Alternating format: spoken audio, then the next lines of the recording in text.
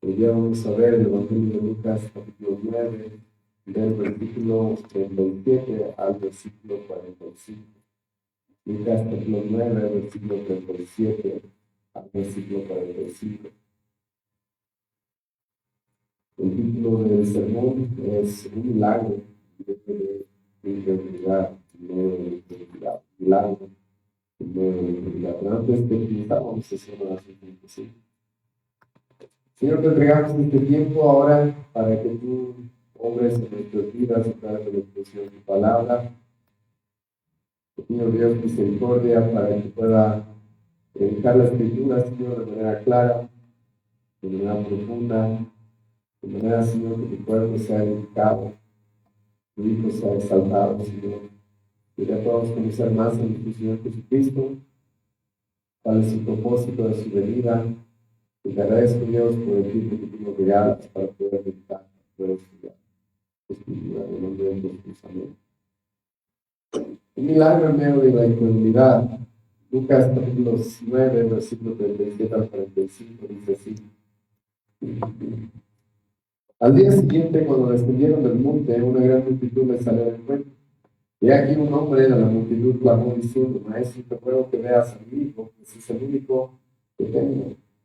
Y sucede que un espíritu le toma y de repente da voces y le sacude con violencia y le hace echar espuma, estropeándole a duras penas se aparta de él. Y rogué a tus discípulos que le echasen fuera y no pudieron. Respondiendo Jesús dijo: Oh generación incrédula y perversa, ¿hasta cuándo he de estar con vosotros y os he de soportar? Trae acá a tu hijo. Mientras se acercaba el muchacho, el demonio le derribó y sacudió con violencia. Pero Jesús reprendió al espíritu inmundo y sanó al muchacho, y se lo devolvió a su padre.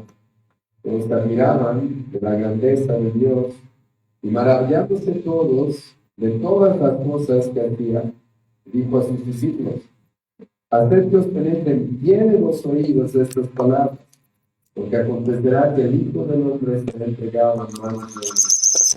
Mas ellos no entendían estas palabras, pues les estaban veladas. Y temían preguntarle sobre estas palabras. Bueno, hermanos, hoy día vamos a pasar a un pasaje que si han estado la semana pasada y leen el Evangelio de Lucas, meditando en lo que están leyendo, es un poco extraño, sinceramente, porque como muchos autores han identificado, vamos a pasar de la gloria a la aflicción, ¿sí? Vamos a pasar de la gloria manifestada por Cristo en el monte de la transfiguración, ahora a ver un muchacho endemoniado. El autor y comentarista William Hendrickson, en su comentario a este pasaje, él menciona al principio de su comentario una pintura que hay de un pintor del Renacimiento que se llamaba Rafael. Este pintor francés, si no me equivoco, yo busqué la pintura para poder verla, refleja estos dos pasajes que hemos visto la semana pasada como hoy día. Y es bien interesante ver esa pintura. Los que quieran la pueden buscar, está en internet y la van a poder apreciar. Porque en la parte de arriba muestra a Jesucristo, lo que hemos visto la semana pasada, manifestando su gloria, brillando como el sol, acompañado de Elías, de Moisés, su padre diciendo: Este es mi hijo, a él escuchad, él es mi hijo amado, a él escuchad. Y ahora, hermanos, vamos a cambiar completamente lo que estaba sucediendo, y de toda esa gloria, ahora nos vamos a encontrar con otro padre, el cual está sufriendo porque tiene un hijo completamente endemoniado, ¿sí? Azotado por los demonios y probablemente al borde de la muerte por muchas circunstancias, y en mucho tiempo estuvo al borde de la muerte, pues este demonio estaba intentando destruirlo. Y vamos a ver, hermanos, ese contraste en el cual en el anterior capítulo hemos visto un hijo como Jesucristo mismo glorificado, y ahora en este pasaje vamos a ver a este niño, aunque probablemente ya era un joven, el cual está siendo azotado por Satanás. En el anterior pasaje hemos visto a Dios Padre con su hijo, preparándolo para la muerte, y ahora nos vamos a encontrar con un padre el cual está preocupado porque su hijo muera. Porque su hijo y su único hijo muera. Y es un contraste bastante interesante, hermanos, y literalmente el pasaje comienza, versículo 17, diciéndonos al día siguiente. Por lo cual, las dos cosas que estamos viendo la semana pasada como el día de hoy están muy, muy unidas.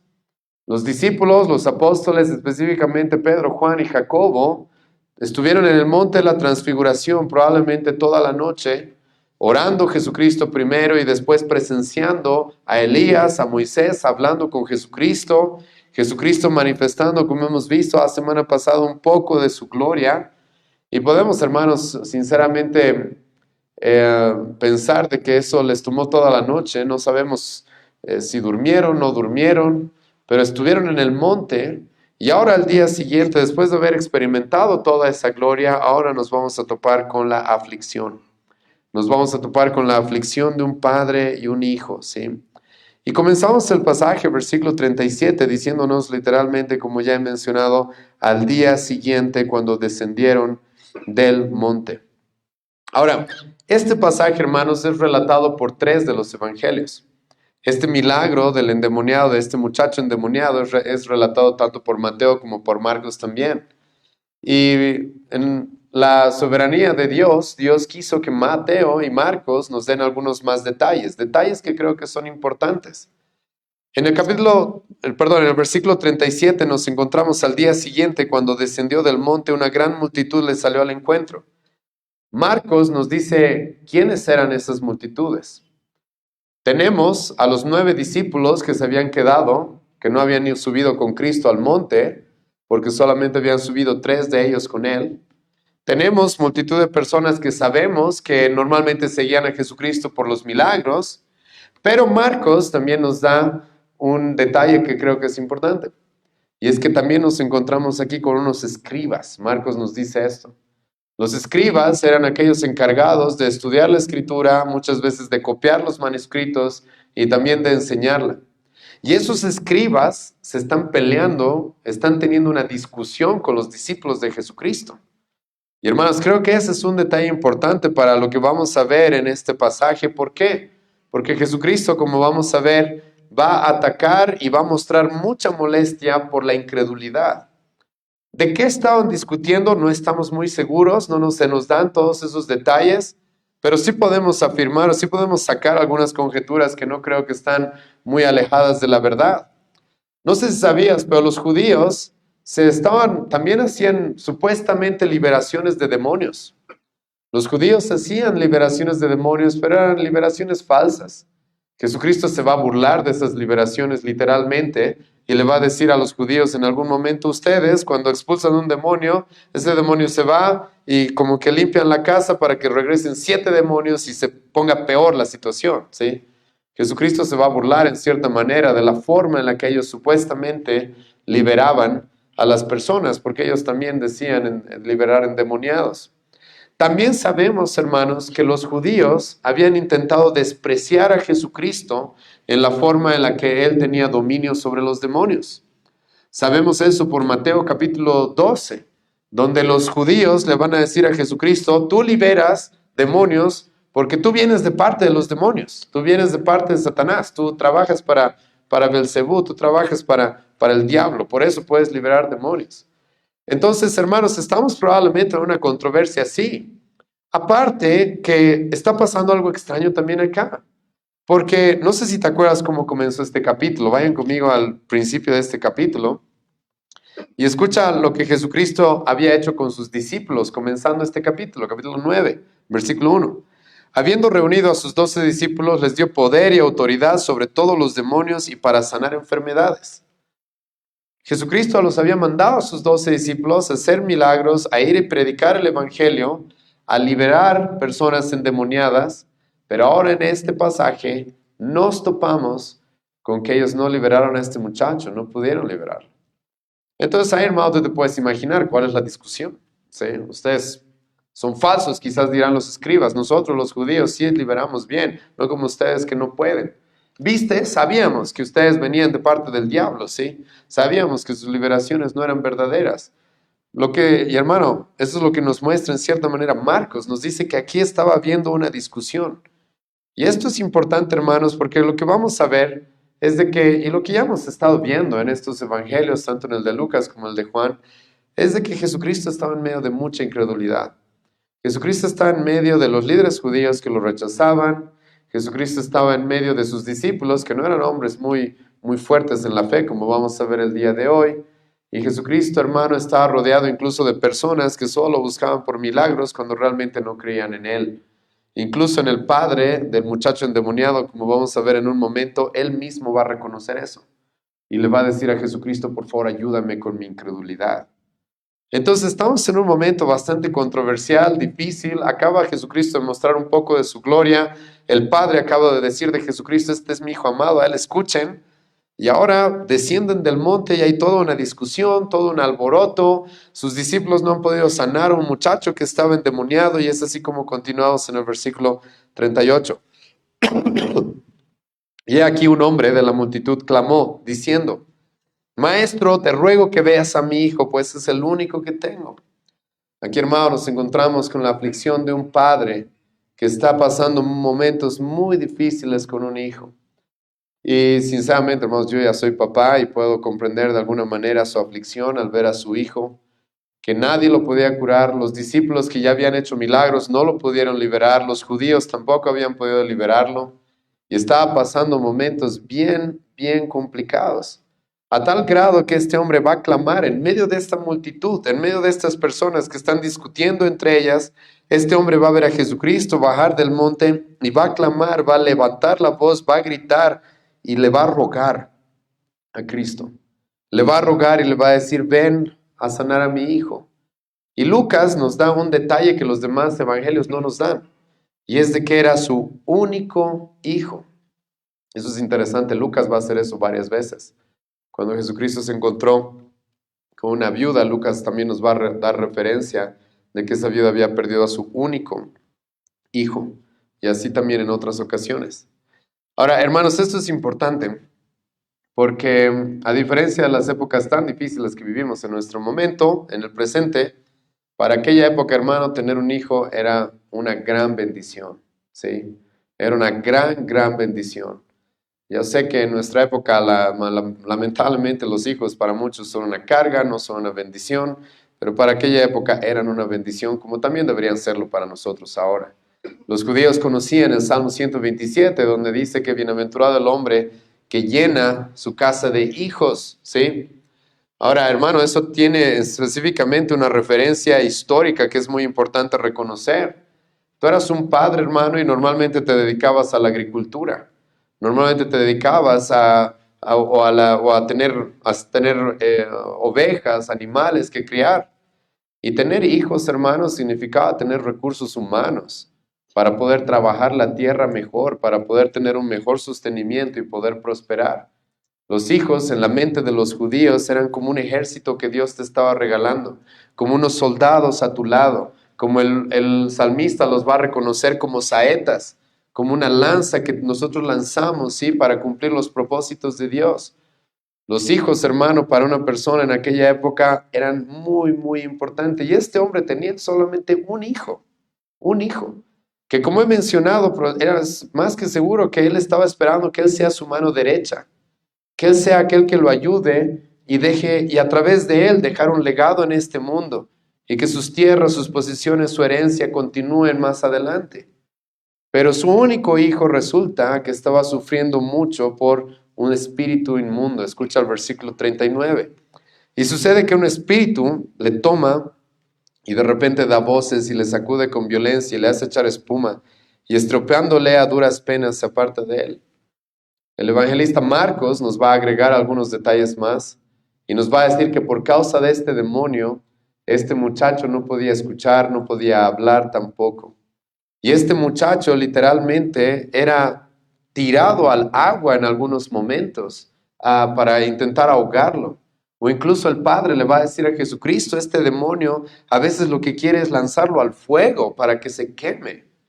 Ahora, hermanos, hemos hablado ya de este tipo de demonios. Hemos visto al endemoniado gadareno en este mismo evangelio de Lucas, capítulo 8. Y esta es una característica de Satanás y sus demonios. Buscan destruir al hombre. Buscan destruir a los hombres que llevan la imagen de Dios impresa en ellos. Siempre hacen eso. Siempre hacen eso. Pero ahora acá, hermanos, estamos viendo un extremo que normalmente no se ve y que en un momento voy a explicar por qué digo que es un extremo. Pero estamos viendo un muchacho sinceramente muy, muy afectado, sumamente afectado. Ahora, Mateo va a utilizar una palabra que es bien rara, ¿sí? Incluso es una palabra que en el griego antiguo no se utilizaba mucho. Por eso en diferentes versiones es traducida de una manera distinta. Mateo va a utilizar la palabra lunático, lunático. Ahora, hermanos, tenemos que tener cuidado de interpretar este pasaje, porque algunos han dicho, bueno, lo que tenía este muchacho es epilepsia.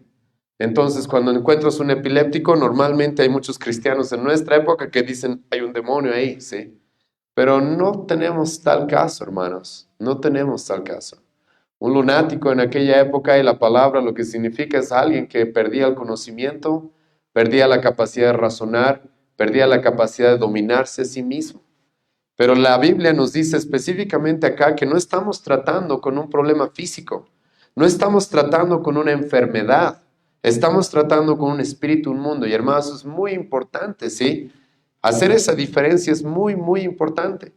Porque en nuestra época, no sé por qué, sinceramente, muchos pastores y muchas iglesias relacionan la enfermedad inmediatamente con demonios.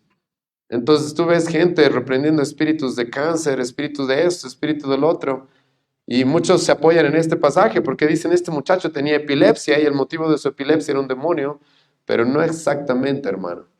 Porque acá claramente se nos muestra de que los problemas que tenía este muchacho no eran específicamente físicos. No era un problema mental, no era un problema cerebral. No eran desequilibrios hormonales que a veces pueden llevar a las personas a tener algún tipo de ataques o algún tipo de complicaciones neuronales, físicas.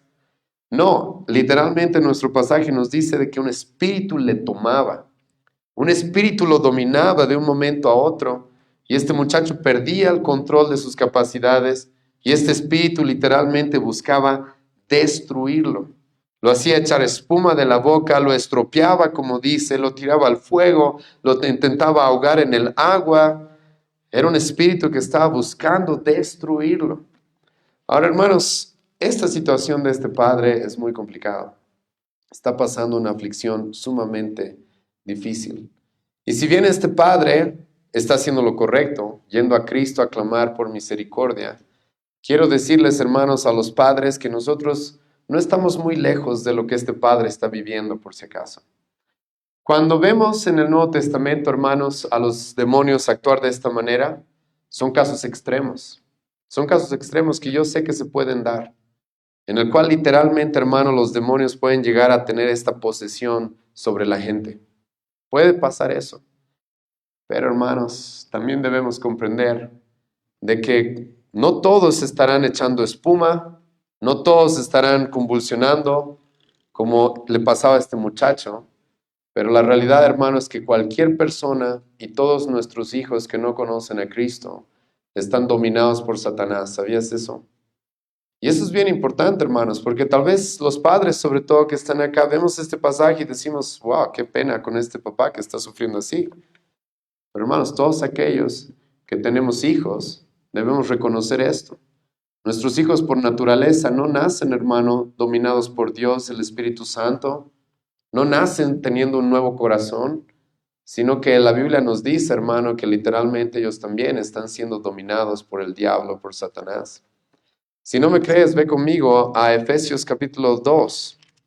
Escucha lo que el apóstol Pablo va a decir de todos aquellos que no conocen a Cristo. Todos, no solamente algunos, todos. Todos aquellos que no conocen a Cristo, y hermano, nuestros hijos no nacen conociendo a Cristo, no nacen conociendo la salvación, poniendo su fe en Cristo, no nacen así, nadie nace siendo cristiano.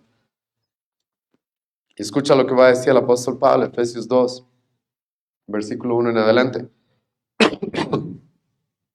Y Él os dio vida a vosotros, cuando estabais muertos en delitos y pecados, en los cuales anduvisteis en otro tiempo, siguiendo la corriente de este mundo, conforme al príncipe de la potestad del aire, el espíritu que ahora opera en los hijos de desobediencia, entre los cuales también todos nosotros vivimos en otro tiempo, en los deseos de nuestra carne, haciendo la voluntad de la carne y los pensamientos, y éramos por naturaleza hijos de ira, lo mismo que todos los demás.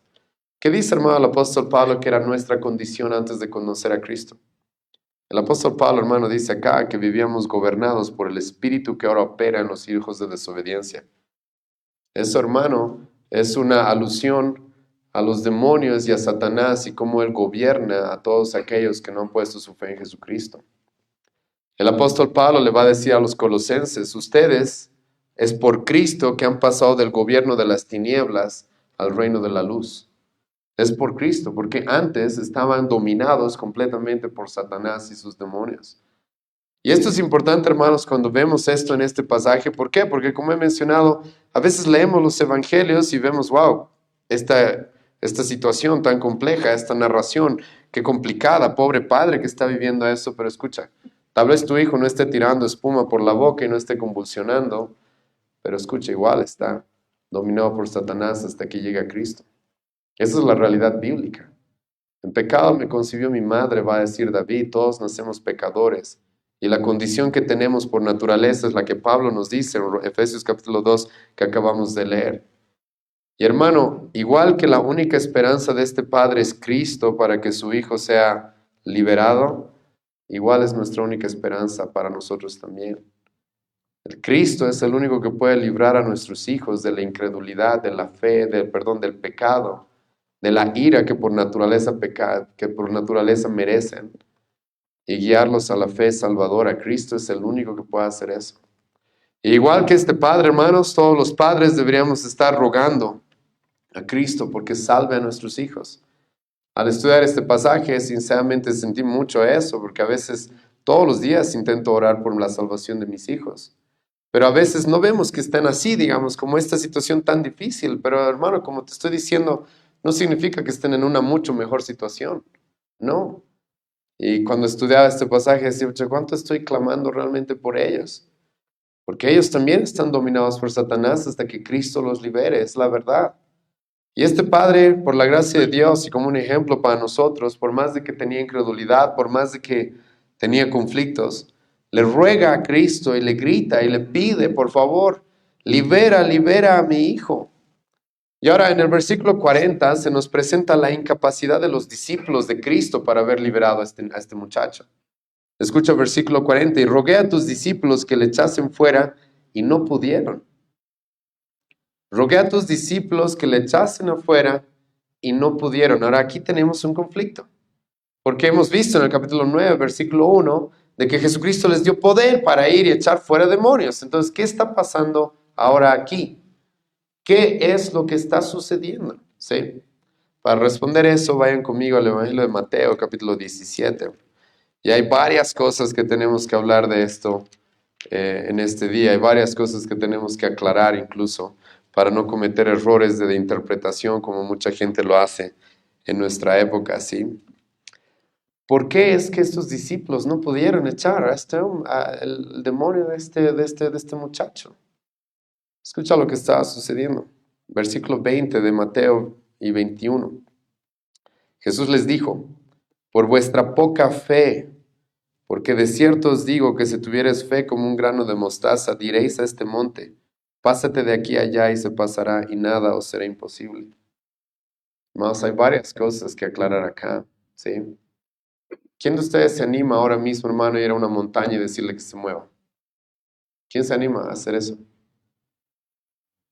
O háganlo saliendo de acá, hermanos, a ver si la montaña se va a mover, ¿sí? Y si no se mueve, algunos interpretan este pasaje, es que no tienes fe, ¿sí?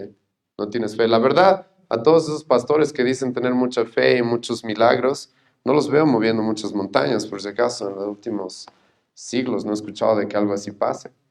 Pero hay una mala interpretación de este pasaje que nos muestra, que nos intenta enseñar eso. Hay muchas iglesias que enseñan eso, que se las conoce muchas veces como el movimiento de palabra de fe. Si tú tienes fe, hablas y las cosas se van a hacer, ¿sí? Pero sinceramente, hermanos, este no es el problema acá.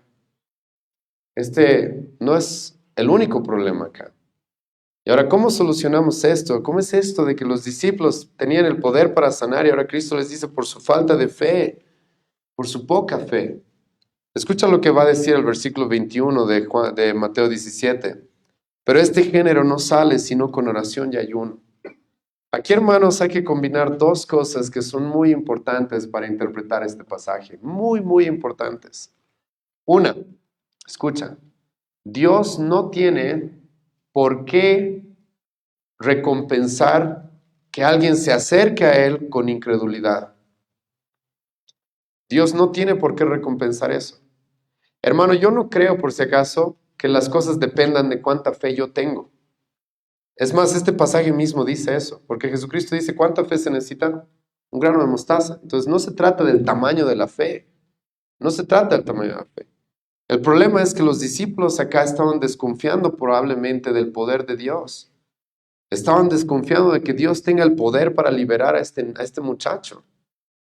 Y escucha, esto es bien importante, es por eso que hemos leído al principio Santiago capítulo 1, los que quieran pueden ir conmigo. Escucha lo que dice Santiago. Santiago dice, capítulo 1, versículo 3 en adelante. Voy a leer desde el versículo 5, ¿sí? Santiago 1, versículo 5. Y si alguno de vosotros tiene falta de sabiduría, pídala a Dios, el cual da a todos abundantemente y sin reproche le será dada. Ahora escucha el versículo 6. Y yo creo que este es el problema que había.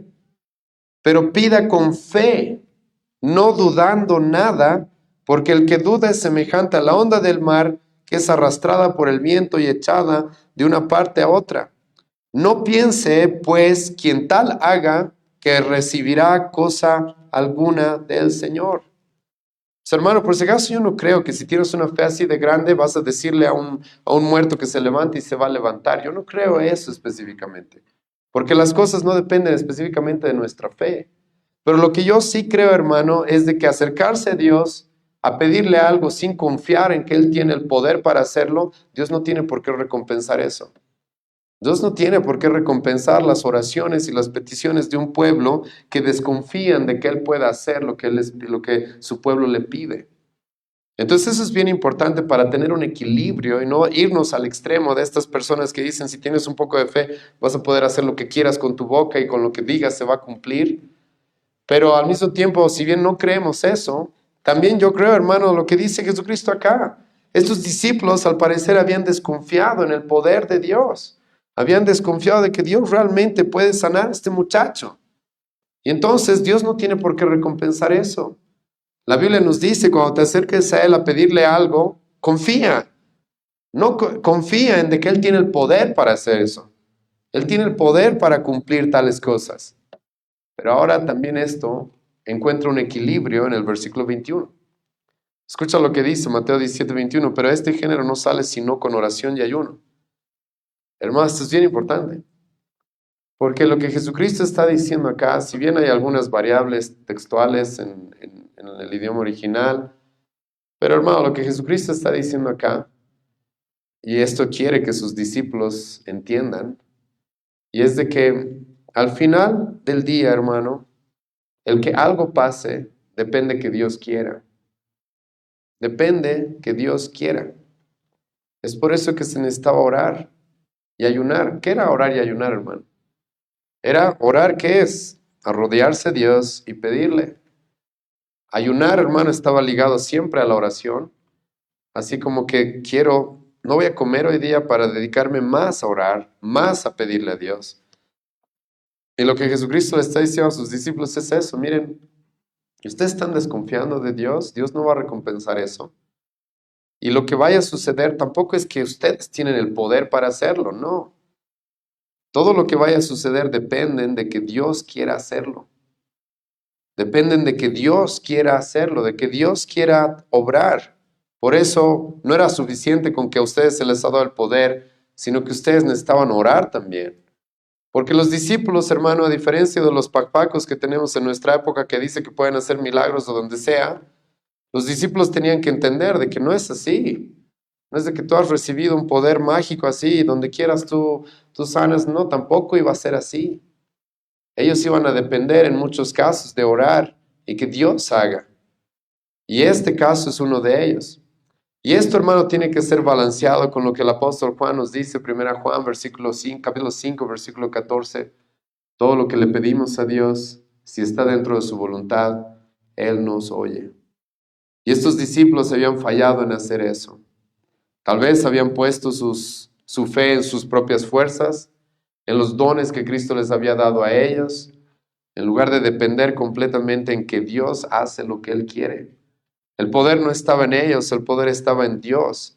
Y Jesucristo les dice, ustedes lo que deberían haber hecho es clamar a Dios por ayuda para que Él los guíe y Él mueva su brazo poderoso para sanar a este muchacho. Y eso es lo que nos muestra Mateo respecto a esto. De que, volviendo a Lucas, de que este padre le dice a Jesucristo, y rogué a tus discípulos que le echasen afuera y no pudieron. Y como les he mencionado, es porque estos hombres estaban desconfiando de Dios, quizás estaban confiando en sus propias fuerzas, no estaban poniendo su fe en que Dios es el que tiene que hacer, no estaban clamando a Él como el único soberano, el único poderoso por el cual se pueden hacer ese tipo de proezas. Y ahora, hermano, versículo 41 de Lucas 9, nos vamos a topar con el enojo de Jesucristo. Y como he mencionado hasta el principio de esta exposición, hermanos, estamos en medio de la incredulidad. Los escribas están peleando con los discípulos están teniendo falta de fe, no están pudiendo sanar a este hombre, no están orando lo suficiente. Este mismo hombre que tiene a su hijo endemoniado, él mismo va a decir, ayúdame con mi incredulidad, porque él mismo se va a reconocer como incrédulo. Y hermano, Jesucristo aquí en el versículo 41 se va a enojar. Y sí, hermano, no, Jesucristo se enojaba, ¿sabías eso? Porque no es pecado enojarse, por si acaso. Escucha el versículo 41. Respondiendo Jesús dijo, oh generación incrédula y perversa, ¿hasta cuándo he de estar con vosotros y os he de soportar? Hermano, este pasaje, si bien no estoy diciendo que me alegra ver a Jesucristo enojado, no estoy diciendo eso por si acaso, pero sí, hermano, me alegra ver la realidad de nuestro Señor Jesucristo. Él era un hombre, hermano, perfecto, perfecto. Y se enojaba cuando tenía que enojarse, ¿sabías eso? Ahora, ¿por qué menciono esto, hermanos? Porque creo que es necesario un poco examinar esta reacción de Jesucristo. Uno, el contexto, como he mencionado, era de incrédulos, perversos, pero están sus discípulos, están los escribas, está este padre sufriendo y Jesucristo va a reaccionar así. ¿Y por qué, hermanos, menciono esto? En nuestra época, lamentablemente, hay un estereotipo del pastor, ¿sí? El pastor, por algún motivo, hermanos, si yo veo este estereotipo en muchas iglesias, es alguien que nunca se enoja. Todo es bendecido y en victoria y feliz y amor. Todo es así, ¿sí? Y mucha gente, hermanos, está acostumbrada a este tipo de pastores y luego ven a un pastor que se enoja y dice, no tiene amor, ¿sí? Hermano, Jesucristo creo que es el buen pastor, ¿o no? Creo que es el príncipe de los pastores. Y noticia de último momento, él se enojaba. Él se enojaba, hermano. Pablo dice, airaos, pero no pequéis. Eso sí, Jesucristo no pecaba, pero se enojaba. Y enojarse no es pecado, hermano. Enojarse cuando ves la perversidad, cuando ves la incredulidad, cuando ves estos hombres tan inmaduros. ¿Cuánto tiempo Jesucristo había estado allá con sus discípulos hasta este punto, entrenándolos? ¿Sabes cuánto? 2 años y medio. Faltan solo 6 meses para que llegue a la cruz. Ya había pasado más de 2 años con ellos y estos hombres todavía están con incredulidad, todavía están inmaduros. Y Jesucristo se va a enojar, hermano. Se va a enojar y les va a decir, ya estoy harto de estar con ustedes. ¿Hasta cuándo voy a tener que aguantarlos? Hermano, este es nuestro Señor Jesucristo.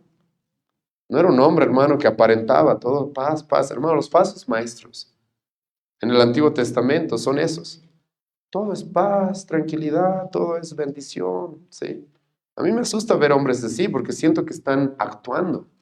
Todo el tiempo los veo así como si todo fuera, wow, color de rosa, todo es felicidad.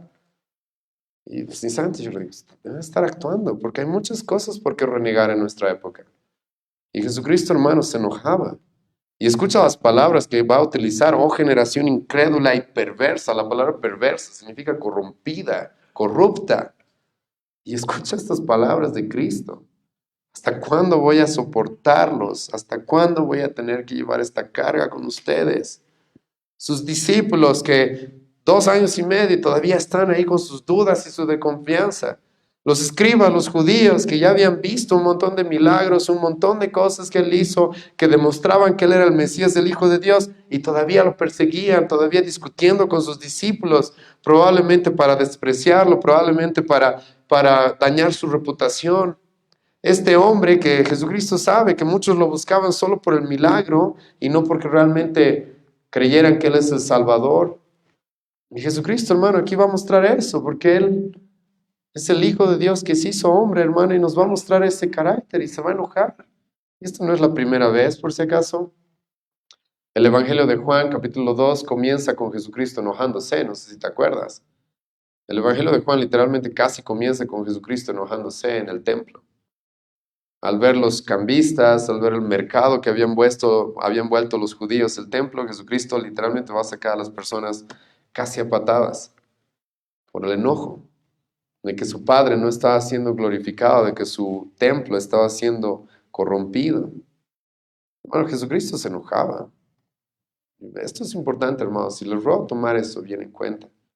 Porque yo no sé de dónde han sacado en nuestra época ese estereotipo del pastor que jamás se enoja, que jamás habla fuerte, que jamás reprende, que jamás dice este tipo de cosas. Yo por si acaso jamás le he dicho algo así a alguien, hasta el momento. Jamás le he dicho, ay, estoy harto de verte a ti, ¿sí? Que da ganas, ¿sabes? Pero, hermanos, Jesucristo, Él es el buen pastor y Él se enojaba. Cuando era necesario enojarse, se enojaba y mostraba ese enojo. No actuaba y no pretendía algo que no era cierto. ¿Y ahora qué va a hacer Jesucristo? Le va a decir a este hombre, trae a tu hijo. Y ahora este hombre va a traer a su hijo, y escucha el versículo 42, y mientras se acercaba el muchacho, el demonio le derribó y sacudió con violencia. Y ahora quiero que vayan conmigo a Marcos, porque Marcos nos da algunos detalles más, ¿sí? Marcos, capítulo 9 igual. Sí. Marcos, capítulo 9, versículo 21 en adelante. Jesús le preguntó al Padre, ¿cuánto tiempo hace que le sucede esto? Y él dijo, desde niño, O sea, esto es un largo periodo de tiempo. Probablemente el muchacho, para que se lo llame muchacho, quizás ya tenía unos 20 años, quizás un poco más, ¿sí? Y de este niño, que es que estaba sufriendo estos ataques de este demonio. Y escucha lo que continúa diciendo, algo que ya les he relatado, y muchas veces le echaban el fuego y en el agua para matarle, pero si puedes hacer algo, ten misericordia de nosotros y ayúdanos. Jesucristo escucha lo que le dijo, si puedes creer, al que cree todo le es posible. Ahora aquí, hermano, tengo que aclarar varias cosas y voy a intentar ser equilibrado.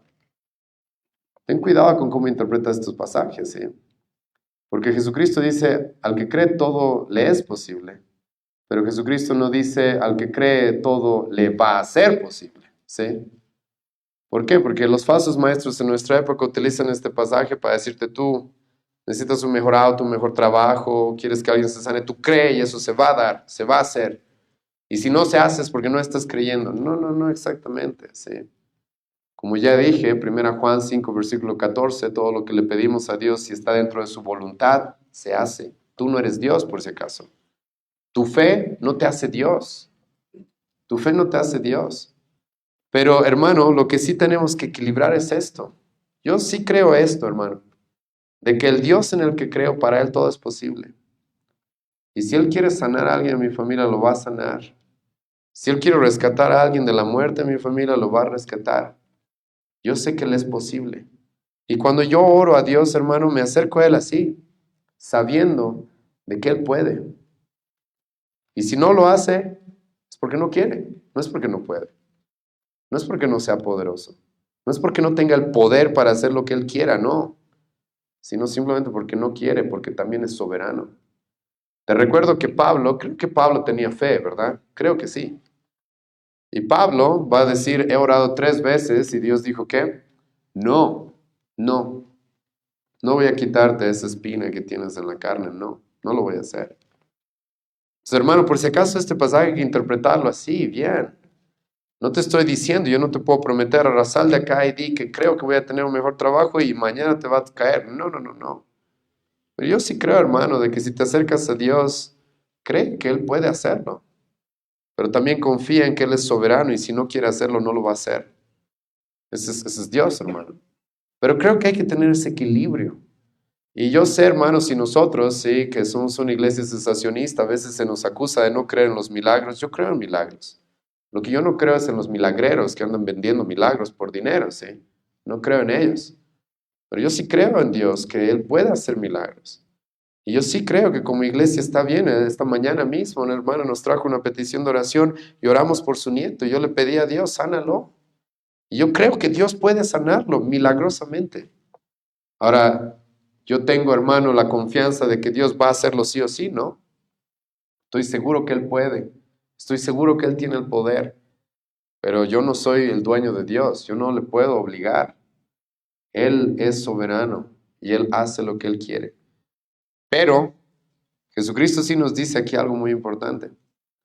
Hermano, para Dios todo lo es posible. Y está bien que tengamos esa confianza en Él.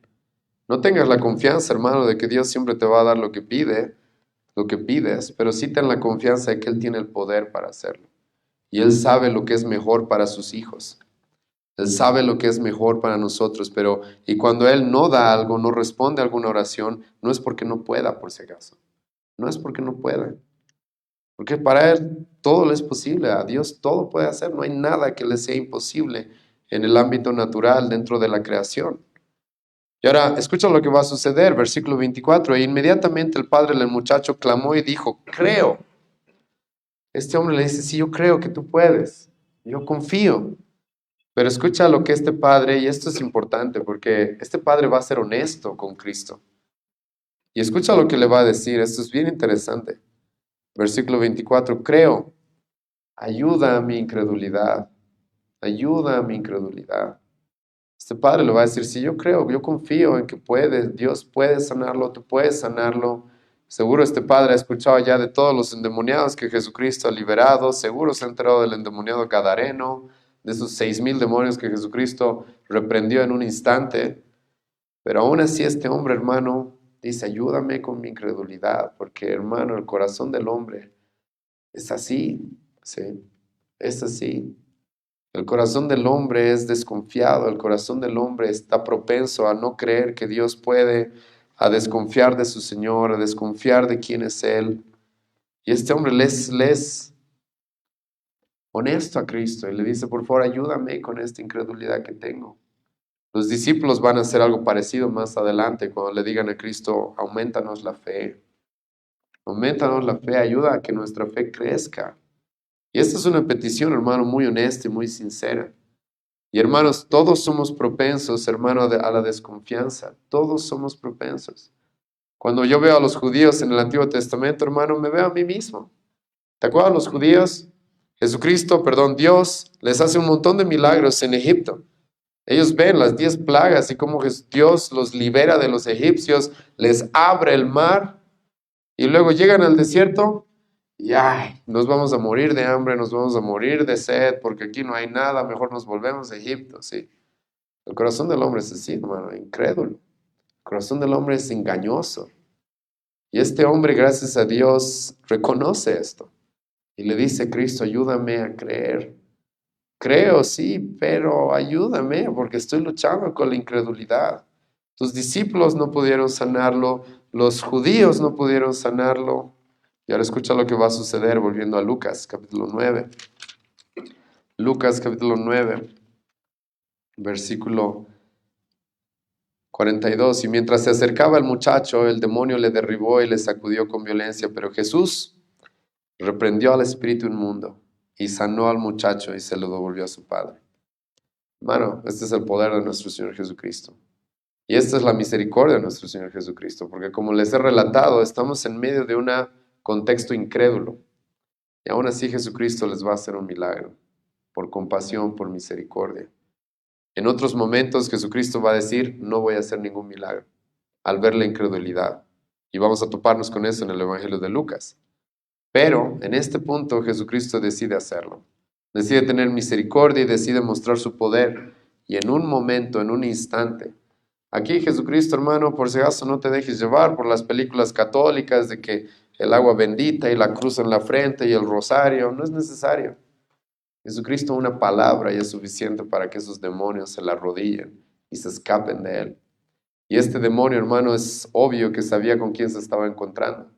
Porque al ver a Jesucristo acercarse a este muchacho, sacude a este hombre, probablemente intentando matarlo una vez más. O quizás, hermano, este demonio está en un arranque de terror. Porque ya hemos visto en el capítulo 8 cómo los demonios le tenían terror a Cristo. Le tenían realmente miedo, hermano. Le tenían miedo porque Jesucristo con una palabra podía enviarlos al abismo. Hemos visto eso con el endemoniado gadareno, como esos 6,000 demonios, eran 6,000, eran miles de demonios, y le van a rogar a Cristo, por favor no nos envíes al abismo. Porque hermano, en el ámbito espiritual no hay una lucha entre iguales. No es que Dios y el Satanás están ahí peleando como entre iguales a ver quién gane. No, no hay competencia. No hay competencia. Una palabra es suficiente para que Cristo los destruya, los envíe al abismo, los saque de donde Él quiera. Y eso es lo que estamos haciendo acá. No hay mucho show, simplemente se dice, reprendió al espíritu y listo, ya fue, ya está. Nada de cómo te llamas, cuál es tu nombre, cómo eres. No, chao, ya está, fuera. Y Jesucristo lo reprende, lo sana y lo devuelve a su Padre. Pero ahora, hermanos, hay algo que Jesucristo tiene que lidiar en esto, en este contexto. Hay algo con lo que Jesucristo tiene que lidiar sí o sí. Porque, hermanos, ya hemos visto esto en el Evangelio de Lucas y en el Evangelio de Juan, y es de que la gente está fanática, está concentrada, está enfocada en los milagros que Él hace, pero está perdiendo de vista para qué vino Él. ¿O no? Hemos visto eso, hermanos. Capítulo 6 del Evangelio de Juan, hemos estudiado ese capítulo por varios meses, creo. Y hemos visto personas que han recibido milagros y wow, ahora queremos que seas nuestro rey, pero ni siquiera saben quién es Cristo y para qué vino. Y es por eso, hermanos, que este pasaje normalmente se lo predica junto con el siguiente pasaje. Porque si notas, el versículo 43 está dividido en la Reina Valera, una parte está en el pasaje anterior y la otra parte está en el pasaje siguiente. Y es porque, hermano, es importante verlos juntos. Escucha, versículo 43, y todos se admiraban de la grandeza de Dios. Todos estaban admirados de lo que Dios estaba haciendo a través de Cristo. El mismo versículo, pero en el siguiente pasaje. Y maravillándose de todos, de todas las cosas que hacía. Tenemos una gente, hermano, admirando, maravillados, asombrados. Pero hermano, ya hemos visto muchas veces esto. Gente asombradísima por los milagros. ¿Eso es sinónimo de que eran cristianos? ¿Eso es sinónimo de que verdaderamente habían puesto su fe en Cristo? ¿Eso es sinónimo de que verdaderamente entendían quién era Él? No, no es. No es. Es por eso que Jesucristo a las multitudes les va a tener que decir, ustedes me están buscando por los milagros, pero no saben quién soy. No saben quién soy. No saben para qué vine. Y hermano, hemos visto en este pasaje que Jesucristo puede hacer los milagros que Él quiera, que Dios tiene el poder, hermano, para sanar, para liberar al que Él quiera. No lo voy a negar, nosotros creemos en eso. Pero hermano, Cristo vino para más que simplemente sanar a este muchacho. Cristo vino para algo mucho más grande. Algo de lo cual hemos visto la semana pasada también. ¿Te acuerdas de qué estaba hablando Cristo con Elías y Moisés? ¿De qué estaban hablando? Del milagro que vas a hacer en un momento con ese muchacho. ¿De eso estaban hablando? ¿De qué estaban hablando Elías, Moisés y Jesucristo en el anterior pasaje? Del día de su partida. Y Jesucristo, hermano, en este pasaje, escucha lo que va a hacer, versículo 43. Y todos se admiraban de la grandeza de Dios y maravillándose todos de todas las cosas que hacía, Jesucristo dijo a sus discípulos, escucha, haced que os penetren bien en los oídos estas palabras. Esto es importante, hermanos. Como dije, tal vez los escribas y los discípulos estaban peleándose ahí por ver quién puede liberar, quién no puede liberar, quién hace milagros, quién no hace milagros. Y Jesucristo dice, escucha, si hay algo que sus oídos tienen que penetrar, si hay algo que realmente tienen que prestar atención, es para qué vine. Escucha, versículo 44, haced que os penetren bien en los oídos estas palabras, porque acontecerá que el Hijo del Hombre será entregado en manos de hombres. Aquí Jesucristo, hermano, está hablando de su muerte. Jesucristo está diciendo, por si acaso, no se vuelvan fanáticos, no se obsesionen con los milagros, porque yo he venido con otro propósito. Los milagros jamás fueron el fin. El que haya demonios reprendidos, hombres sanados, nunca fue el fin. ¿Cuál era el fin? El fin era que Cristo venga a pagar nuestros pecados en aquella cruz, hermano. Y Jesucristo está haciendo referencia a eso. Y les dice que penetre bien en sus oídos esto. Para esto es que yo vine. Si hay algo que verdaderamente debería preocuparles y estar en su mente, no es el tema de los milagros y las sanaciones y los espíritus, sino que yo voy a morir por ustedes. Que el Hijo del Hombre, que los judíos saben a qué se está refiriendo. Saben que Jesucristo está haciendo referencia a Daniel 7, versículo 13, 14. El Hijo del Hombre que es el Mesías. El Hijo del Hombre que va a poner a todos sus enemigos bajo sus pies. El Hijo del Hombre que es el Hijo de Dios mismo. Va a morir. Como también el profeta Daniel capítulo 9 lo menciona. De que Él va a morir en manos de hombres inicuos. Y hermano, ¿por qué Jesucristo quiere que sus discípulos se quede eso grabado en sus mentes? Porque como he mencionado, lamentablemente en el contexto tenemos un montón de personas obsesionadas con milagros, peleándose por los milagros, preocupadas por esas cosas, y Jesucristo no quiere que pierdan de vista lo que realmente importa. Y es de que Él vino a morir por nosotros. Y esto es importante, hermanos, porque hemos visto también esto hace algunas semanas. Jesucristo, ¿te acuerdas? Le va a decir a Pedro, ¿quién dicen que yo soy? Ellos van a decir, tú eres el Hijo de Dios viviente. Jesucristo les va a decir, bien, eso te lo reveló mi Padre. Y luego Cristo le va a decir a Pedro, y por si acaso voy a morir, voy a ir a la cruz a morir por ustedes. Y Pedro escucha lo que le va a decir, Mateo capítulo 16, que nunca te pase tal cosa. ¿Por qué? Porque, hermanos, al ver tantos milagros y por la mala instrucción que tenían los judíos en su época, ellos creían que el Mesías solamente iba a venir para darles prosperidad temporal, para darles sanidades, riquezas temporales. Y no estaban pudiendo entender lo que Cristo le va a decir a Pedro, pon tu mirada en las cosas eternas.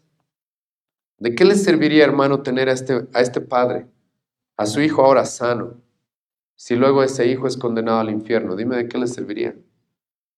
¿Realmente habría valido la pena de algo este milagro? ¿Habría servido de algo, hermano? Ya este joven tiene 20 años, ha sido liberado de este demonio. ¿Cuánto va a vivir? ¿80 años?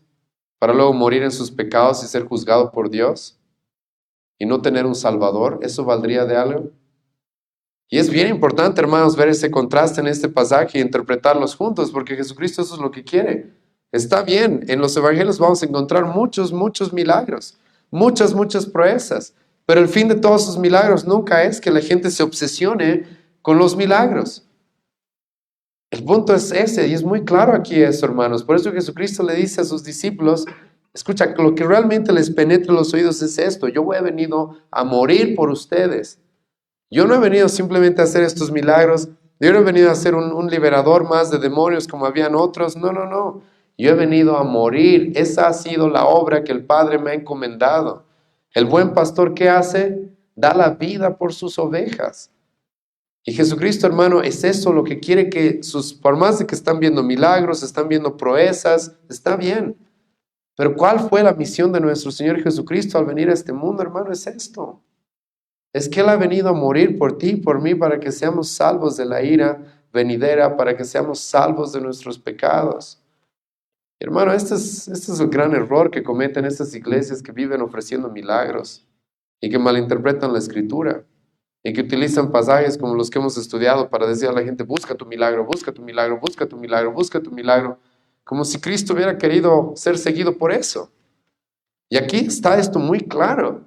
Jesucristo es como le estuviera diciendo, yo no he venido a ser seguido por estas cosas, por si acaso. Sí, yo tengo el poder de sanar a este chico, el que cree todo le es posible, mi Padre tiene el poder. Si ustedes oran con fe, mi Padre tiene el poder para sanar, para levantar muertos, para liberar demonios, está bien.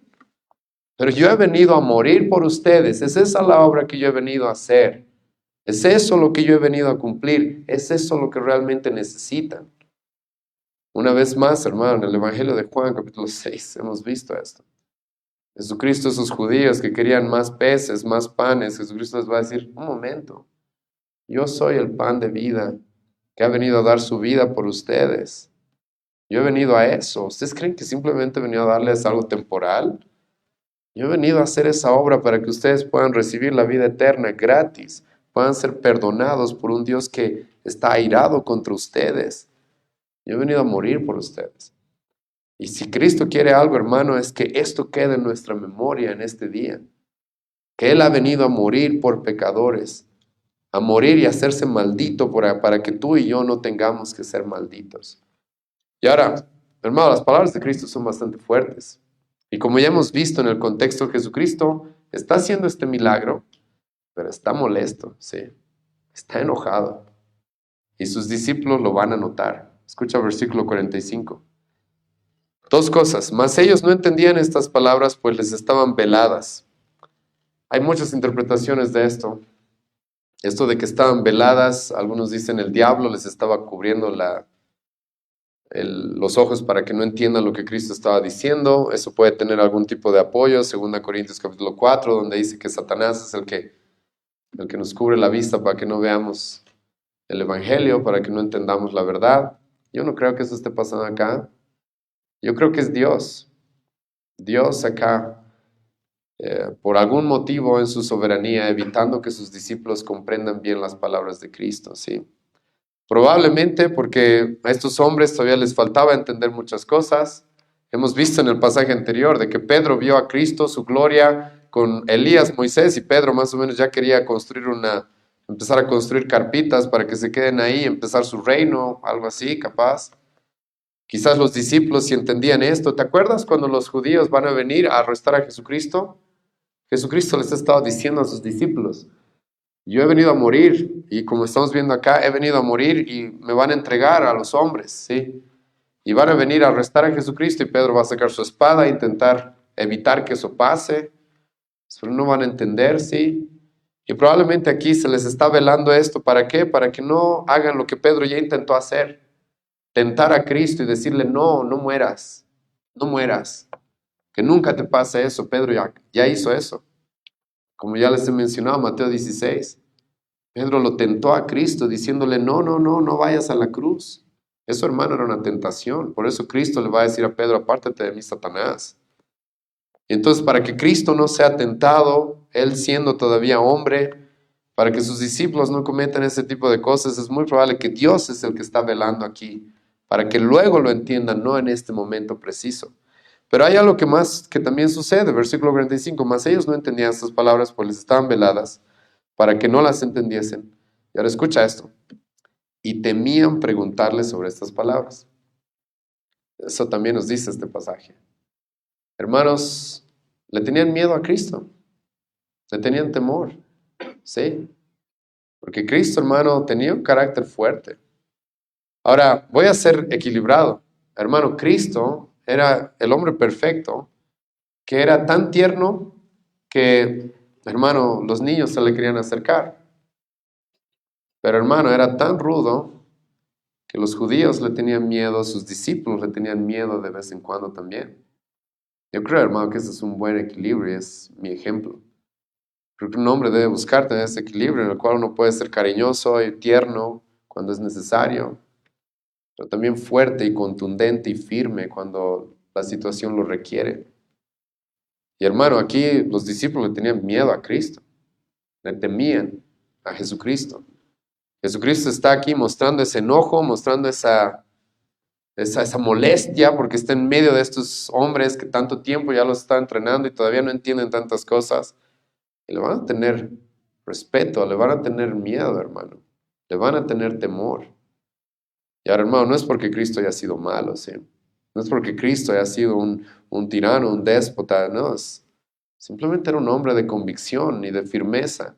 Y que decía las cosas tal como son, como hemos visto acá, oh generación incrédula y perversa. Les va a decir, les va a mostrar esa molestia, les va a mostrar ese enojo. y los va a confrontar con la verdad y con quiénes eran. Y sí, estos discípulos le van a tener cierto temor. Y es así, hermano, como nos encontramos en este pasaje, a Jesucristo mostrando este milagro, este poder, esta misericordia en medio de la incredulidad y buscando que tú y yo, hermanos, pongamos nuestra fe en lo que Él iba a hacer en esa cruz. Y Jesucristo cada vez va a ir adelantándose un poco más, cada vez más nos va a ir como que guiando a esto. Ya va a llegar la cruz, ya va a llegar la cruz. Ahora falta todavía en el Evangelio de Juan, como en el Evangelio de Lucas, perdón. Estamos a 6 meses de la cruz y vamos a ver muchas cosas más de Jesucristo hasta que llegue eso. Pero Jesucristo, hermano, ya está buscando que pongamos nuestra mirada en eso. Para eso yo he venido. Sí, he hecho muchos milagros, he caminado sobre el agua, he sanado mucha gente, he librado demonios. Yo he venido a ser entregado por los hombres, he venido a morir para que nosotros no tengamos que morir, hermano, y eso es lo que espero que pueda quedar grabado en sus mentes en esta noche. Vamos a orar, sí. Señor, gracias por este tiempo que nos das de estudiar tu palabra, de conocer más a nuestro Señor Jesucristo. Gracias, Señor, porque eres bueno, Dios mío, al darnos la oportunidad de conocer más a tu Hijo Jesucristo.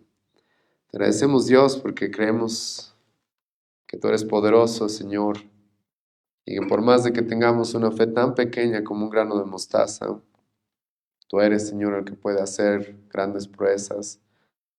Confiamos, Señor, en ti, en que si nos acercamos a ti con fe, tú nos escuchas. Pero también ruego, Señor, que nos des esa confianza de que si bien tú nos escuchas, tú también eres soberano y tú sabes qué es lo mejor. Gracias, Dios, por este tiempo y gracias, Señor, te doy porque en Cristo vemos este Salvador misericordioso que en medio de la incredulidad, a pesar de eso, sanó a este muchacho. Pero Dios, te ruego misericordia porque nos ayudes a entender cuál es la obra principal de Cristo. En una época en la que tanta gente subestima, desprecia la obra de la cruz de Cristo, al tener sus ojos puestos en las proezas, en los milagros, cuando esos milagros la intención que tenían era mostrarnos que Él realmente era el Mesías y que Él debía pagar nuestros pecados en aquella cruz. Dios, te ruego que nos abra los ojos a esto. Te ruego, Dios, que nos ayudes con nuestra incredulidad, como este hombre que le pidió a tu Hijo. Ayúdanos, Señor, con nuestro corazón incrédulo. En el nombre de Jesús oramos. Amén.